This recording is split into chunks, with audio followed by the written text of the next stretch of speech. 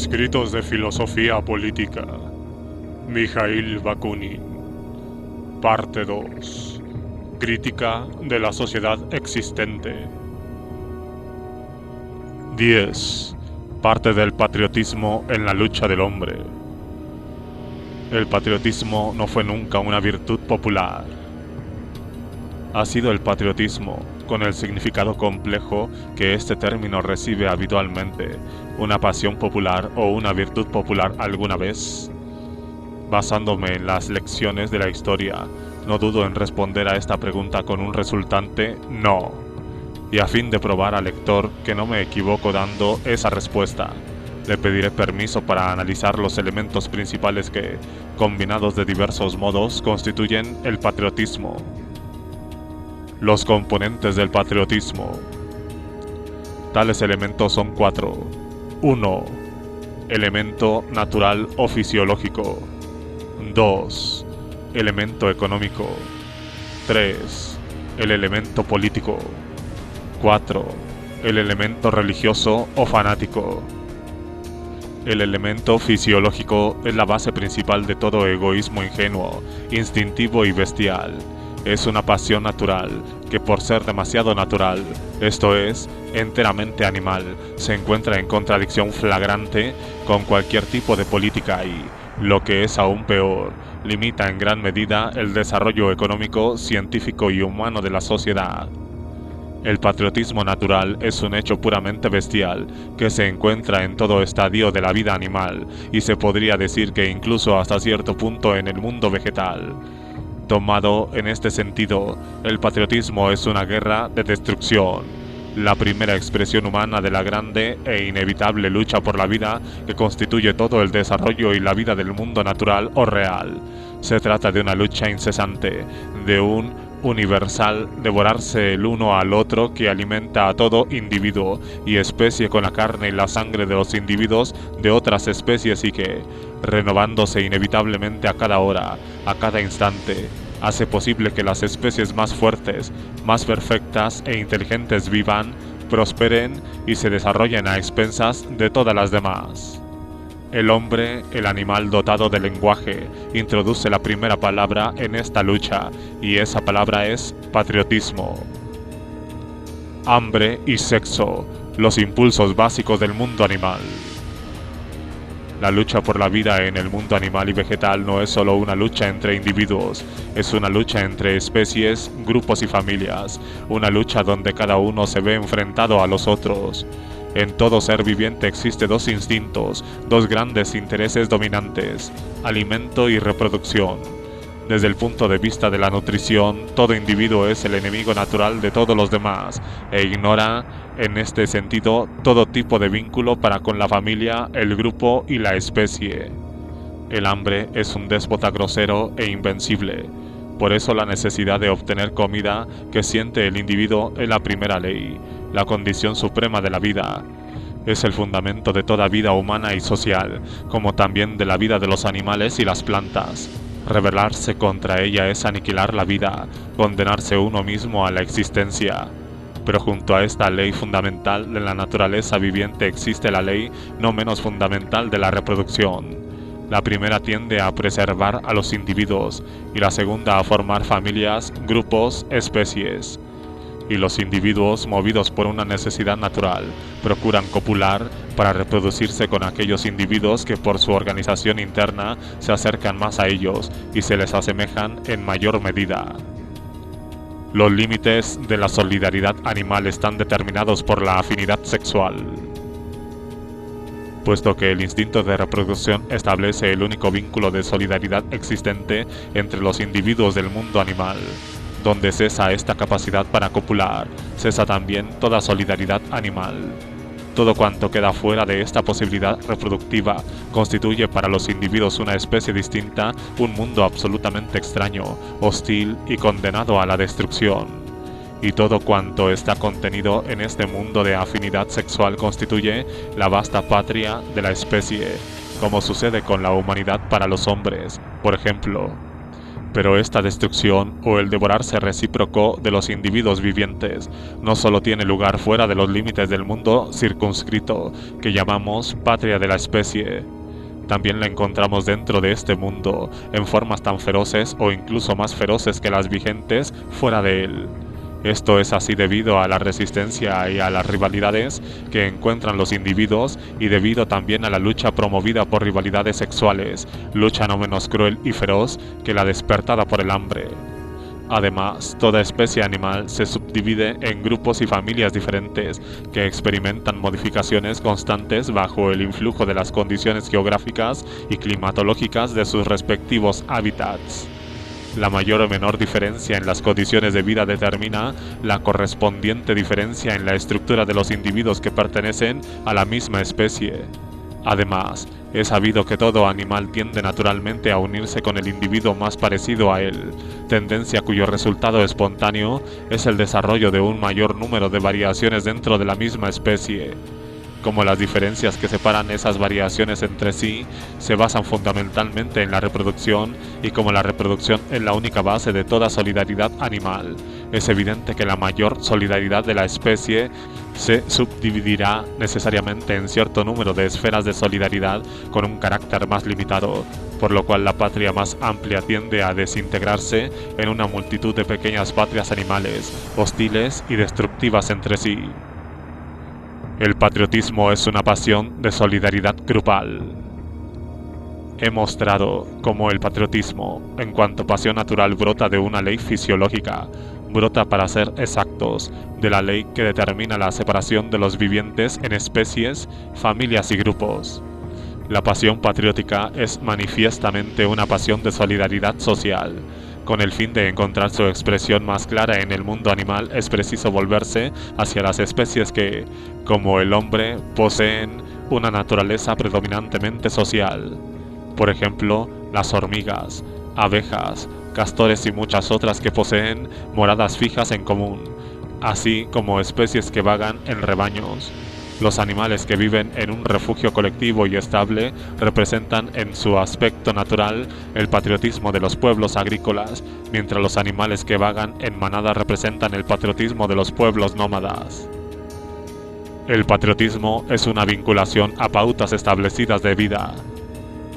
Resulta evidente que el primer patriotismo es más completo que el segundo, pues este solo implica la solidaridad de los individuos de la manada, mientras el primero añade a él los vínculos que atan al individuo al suelo o a su hábitat natural. Constituyen las costumbres una segunda naturaleza para el hombre y los animales. Ciertas pautas de vida están mucho más determinadas y fijadas entre los animales sociales con vida sedentaria que entre las manadas migratorias. Y esas costumbres diferentes, esos modos particulares de existencia, son un elemento esencial del patriotismo. Podemos definir el patriotismo natural como sigue. Es una vinculación instintiva, mecánica y acrítica a la pauta de vida socialmente aceptada por herencia o tradición, y al mismo tiempo una hostilidad instintiva y automática hacia cualquier otro tipo de vida. Es amor hacia lo de uno y aversión a todo cuanto tenga un carácter extraño. El patriotismo resulta entonces egoísmo colectivo por una parte y guerra por la otra. Sin embargo, su solidaridad no es lo bastante fuerte como para evitar que los miembros individuales de un grupo animal se devoren entre sí al surgir la necesidad, pero es lo bastante fuerte como para hacer que esos individuos olviden sus desacuerdos civiles y se unifiquen cada vez que están amenazados por una invasión por otro grupo colectivo. Tomemos como ejemplo los perros de alguna aldea. En su estado natural, los perros no constituyen una república colectiva.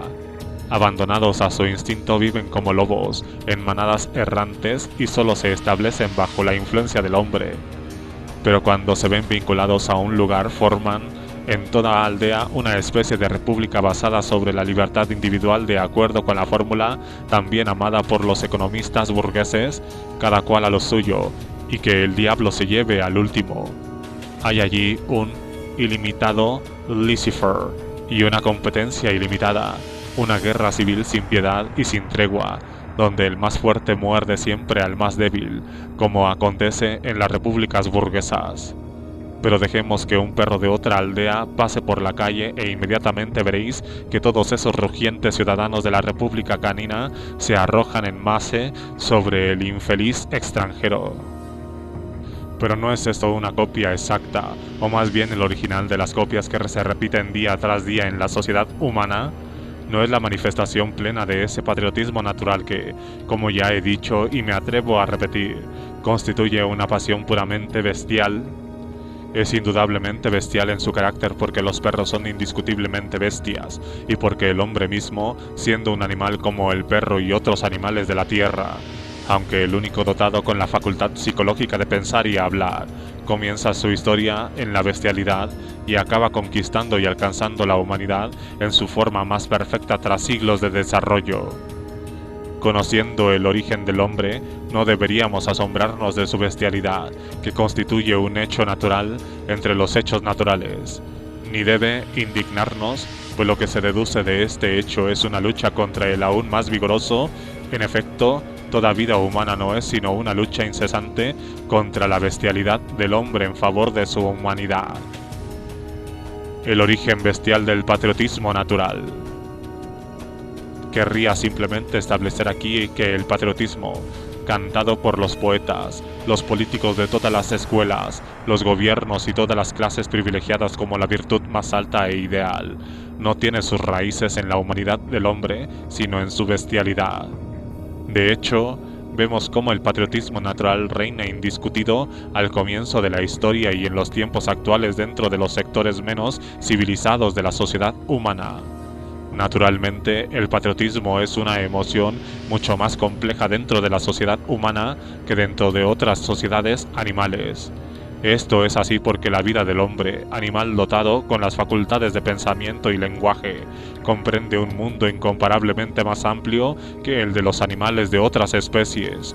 Con el hombre las costumbres y hábitos puramente físicos se ven complementados por tradiciones más o menos abstractas de orden intelectual y moral, por una multitud de ideas y representaciones verdaderas o falsas que se adhieren a diversas costumbres religiosas, económicas, políticas y sociales. Todo esto constituye los elementos del patriotismo natural en el hombre, cuando estas cosas, combinándose de un modo u otro, forman en una sociedad dada un modo específico de existencia, una pauta tradicional de vida, pensamiento y acción que difiere de todas las demás pautas. Pero, sean cuales fueran las diferencias que pueden existir en cantidad y cualidad entre el patriotismo natural de las sociedades humanas y el de las sociedades naturales, tienen esto en común. Ambos son pasiones instintivas, tradicionales, habituales y colectivas, cuya intensidad no depende de su contenido. Podríamos decir, al contrario, que cuanto menos complicado sea este contenido, más simple, intenso y vigorosamente excluyente es el sentimiento patriótico que lo manifiesta y expresa. La intensidad del patriotismo natural está en razón inversa al desarrollo de la civilización.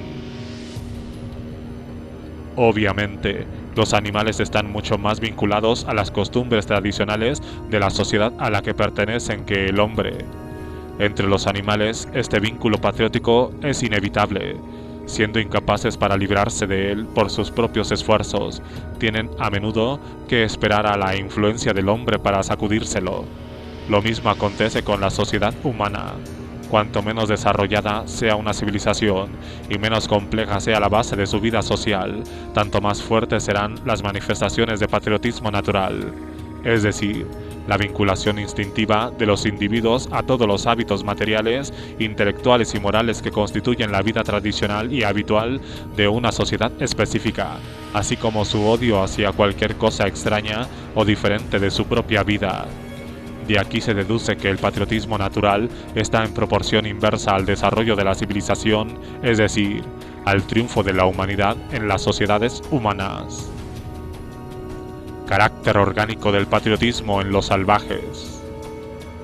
Nadie negará que el patriotismo instintivo o natural de las tribus miserables que habitan la zona ártica, apenas tocadas por la civilización humana y heridas por la pobreza incluso en lo que respecta a las necesidades estrictas de la vida material, es infinitamente más fuerte y más excluyente que el patriotismo de un francés, un inglés o un alemán, por ejemplo.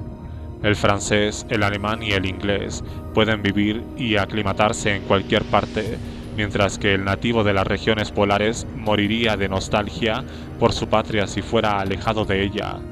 Y sin embargo, ¿qué podría ser más miserable y menos humano que su existencia? Esto prueba simplemente, una vez más, que la intensidad de este tipo de patriotismo es un indicio de bestialidad y no de humanidad. Junto a este elemento positivo del patriotismo, que consiste en la vinculación instintiva de los individuos al peculiar modo de existencia de la sociedad a la cual pertenecen, existe un elemento negativo tan esencial como el primero e inseparable de este. Se trata de la repulsión igualmente instintiva hacia todo lo extraño, instintiva y por ello enteramente bestial. Sí, bestial. Porque este horror es tanto más violento y abrumador cuanto menos lo piensa y comprende quien lo experimenta, y cuanta menos humanidad hay en él. La anti-extranjería, aspecto negativo del patriotismo natural. Actualmente esta repulsión patriótica hacia todo lo extraño solo se encuentra en pueblos salvajes. En Europa puede hallarse entre los estratos semisalvajes de la población que la civilización burguesa no se ha dignado educar, aunque nunca olvide de explotarla. En las grandes capitales de Europa, en la propia París y sobre todo en Londres, hay barrios bajos abandonados a una población miserable donde jamás ha llegado un rayo de ilustración. Es suficiente que un extranjero aparezca en esas calles para que un grupo de esos andrajosos miserables, hombres, mujeres y niños, que muestran en su aspecto signo de la más pavorosa pobreza y del más bajo estado de depravación, le rodeen, le lancen los insultos más abiertos e incluso le maltraten, solo porque es un extranjero. ¿No es este brutal y salvaje patriotismo la más flagrante negación de lo que se llama humanidad? He dicho que el patriotismo, mientras es instintivo o natural y tiene todas sus raíces en la vida animal, solo presenta una combinación específica de hábitos colectivos, materiales, intelectuales, morales, económicos, políticos y sociales, desarrollados por tradición o por historia dentro de un grupo limitado de la sociedad humana.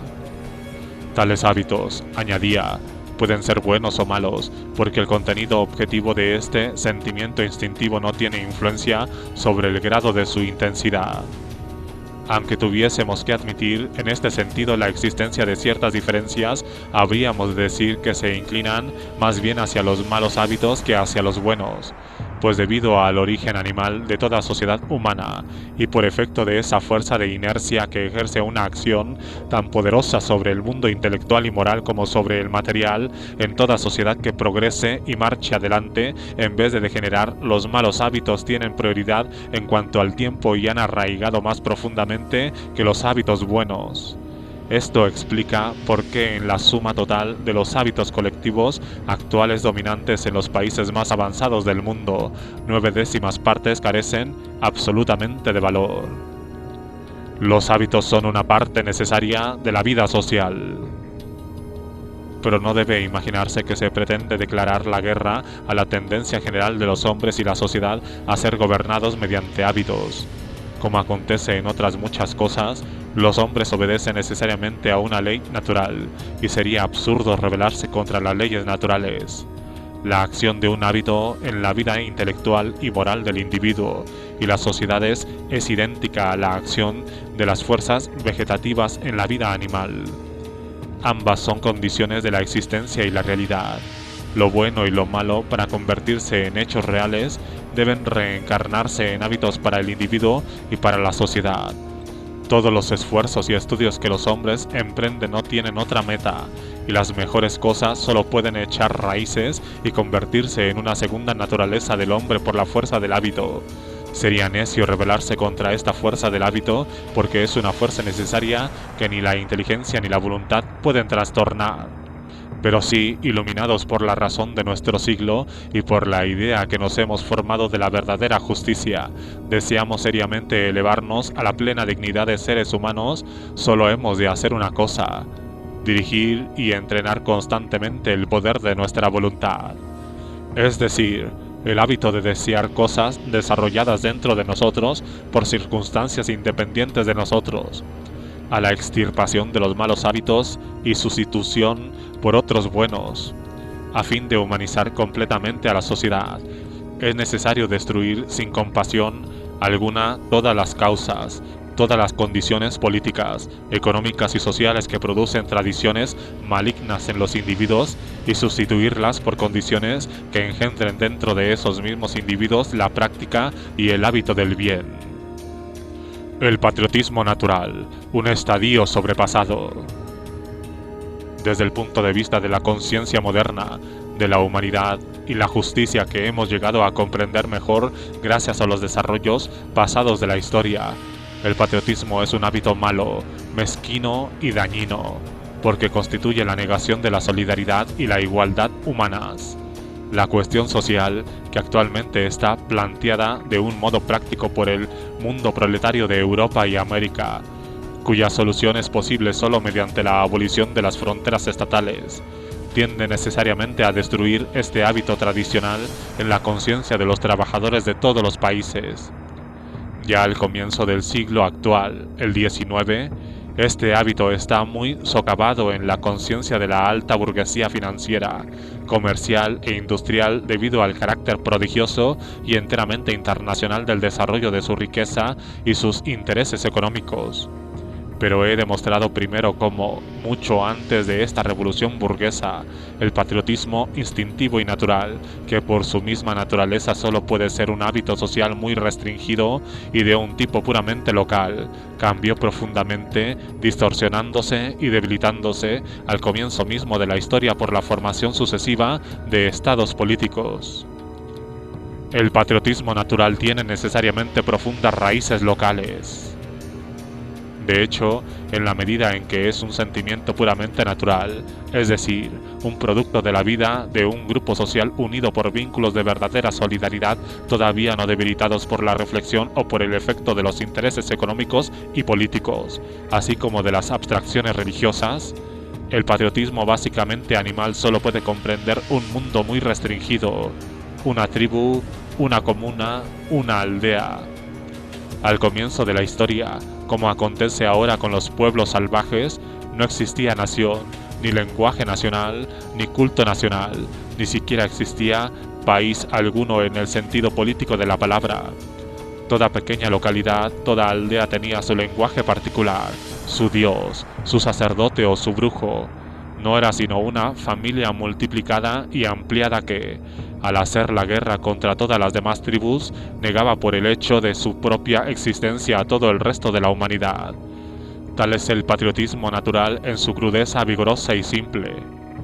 Encontramos todavía vestigios de este patriotismo incluso en algunos de los países más civilizados de Europa, por ejemplo, en Italia, en especial en las provincias meridionales de la península, donde el relieve físico de la tierra, las montañas y el mar han dispuesto barreras entre los valles, aldeas y ciudades, separándolos y aislándolos, haciéndolos prácticamente ajenos unos a otros. En su panfleto sobre la unidad italiana, Proudhon observó con mucha razón que esta unidad había sido hasta entonces solo una idea y una idea burguesa, en modo alguno una pasión popular, que por lo menos la población rural permanecía en gran medida ajena a ella, e incluso hostil, añadiría yo. Por una parte, esta unidad se opone a su patriotismo local, y por otra, no les ha traído más que una explotación despiadada, la opresión y la ruina. Hemos visto que incluso en Suiza, en especial en los cantones más atrasados, el patriotismo local entra a menudo en conflicto con el patriotismo del cantón, y este último con el patriotismo político y nacional de toda la Confederación de la República. La marcha de la civilización destruye el patriotismo natural. En conclusión, repito a modo de resumen que, como sentimiento natural, el patriotismo es un serio obstáculo para la formación de estados por ser en su esencia y en su realidad un sentimiento puramente local. Por eso mismo, los estados y la civilización en cuanto tal no pueden establecerse sino destruyendo, sino por completo, al menos en una medida considerable, esta pasión animal.